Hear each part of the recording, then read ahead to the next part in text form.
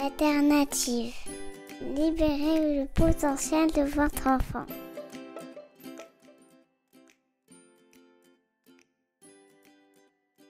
Bonjour, c'est Lorraine Var de l'Alternative, libérer le potentiel de votre enfant. Justement, c'est sur ce point-là que je vais insister aujourd'hui. Libérer le potentiel de votre enfant, c'est d'abord vous libérer vous-même. On parle très rarement de l'adulte. Quand on parle d'éducation, on parle plutôt de l'enfant, surtout quand il s'agit des pédagogies alternatives. On se place souvent du côté de l'enfant, du côté du récepteur et pas du côté de l'émetteur.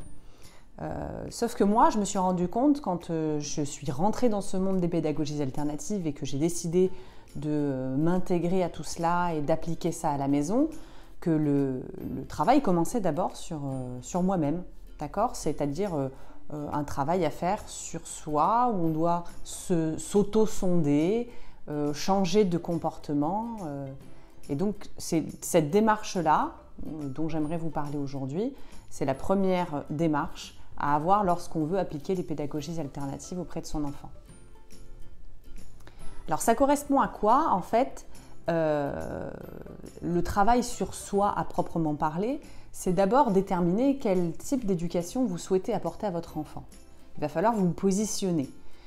En général, ça se fait en collaboration avec votre conjoint, que vous soyez en couple ou séparé, peu importe. On essaye de faire un travail de collaboration, un travail à deux, voire même un travail qui va intégrer les grands-parents ou les intervenants extérieurs, l'éducatrice à la crèche, l'assistante maternelle. On va essayer de travailler tous en collaboration. Mais au départ, effectivement, il faut que vous soyez capable de vous positionner et de dire, voilà, moi j'ai envie d'apporter ça à mon enfant, d'aller dans cette direction-là. Et ça nécessite, de fait, de se détacher de sa propre éducation. Rares sont les gens qui souhaitent appliquer à la lettre l'éducation qu'ils ont reçue à leurs enfants. C'est relativement rare. Il y a des points qu'on essaye au moins d'améliorer, de changer. Ça ne veut pas dire qu'on va forcément faire mieux. Ça veut dire qu'on va faire différemment et quelque chose en tout cas qui nous parle, qui nous correspond.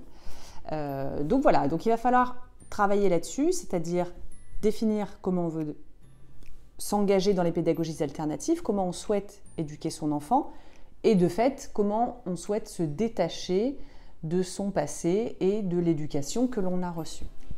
Une fois qu'on a fait ce chemin-là, il y a un travail énorme à faire sur les a priori. Les a priori extérieurs et les a priori intérieurs. Nos a priori intérieurs, c'est ceux dans lesquels effectivement on a été éduqué ou en tout cas la société, les mœurs nous ont baignés dans un bain souvent d'insécurité et c'est souvent le point majeur qui vient un petit peu polluer l'éducation alternative. On a tendance à sursécuriser aujourd'hui nos enfants. Il va falloir se détacher complètement de ça. Comme je m'adresse autant aux professionnels de la petite enfance qu'aux parents, je tiens à préciser que bien sûr, vous pouvez rester dans un cadre dit sécurité, reconnu par la PMI, mais néanmoins prendre une certaine distance avec ça pour ne pas sursécuriser l'enfant, au moins en termes de comportement et de vocabulaire qui vont accompagner chaque geste de la vie de l'enfant. Attention, attention, attention, attention, attention, toute la journée, c'est trop. Donc il y a une attitude à avoir par rapport à ça, des aménagements à faire également qui rentrent dans le cadre des autorisations de la PMI. J'ai pratiqué en tant qu'assistante maternelle pendant plusieurs années les pédagogies alternatives en essayant de ne pas sursécuriser les enfants. J'y suis parvenue tout en respectant les règles prédéfinies. Pour les parents, c'est un petit peu plus large, je dirais, au niveau de l'environnement, mais c'est plus difficile parce qu'il y a l'affect qui rentre en compte et qui fait que souvent, on a tendance à sursécuriser pour des tas de raisons. Un enfant, par exemple, qui a été longtemps désiré, on a tendance à plus le sécuriser qu'un enfant qui est venu plus rapidement. Il y a des histoires derrière chaque comportement. À vous d'essayer de sonder ça et d'essayer de comprendre d'où vient ce comportement pour essayer de le régler.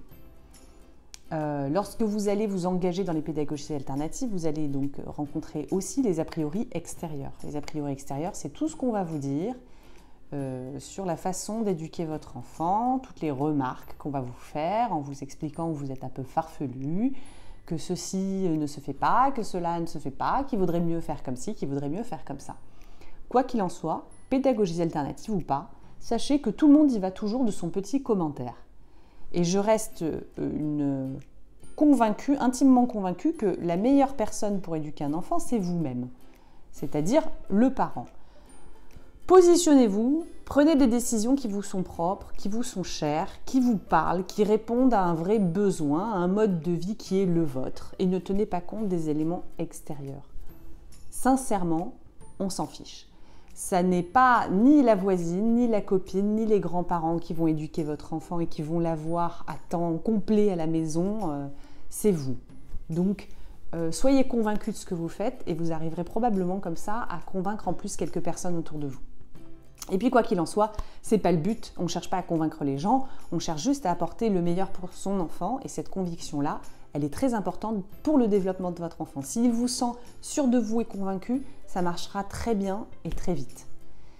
Voilà, je vous invite à continuer à me suivre sur la page Facebook de l'Alternative au niveau de l'actualité, sur la chaîne YouTube de l'Alternative, donc toutes les petites vidéos. N'hésitez pas à vous inscrire à la newsletter du site internet pour avoir toutes les infos. À très bientôt!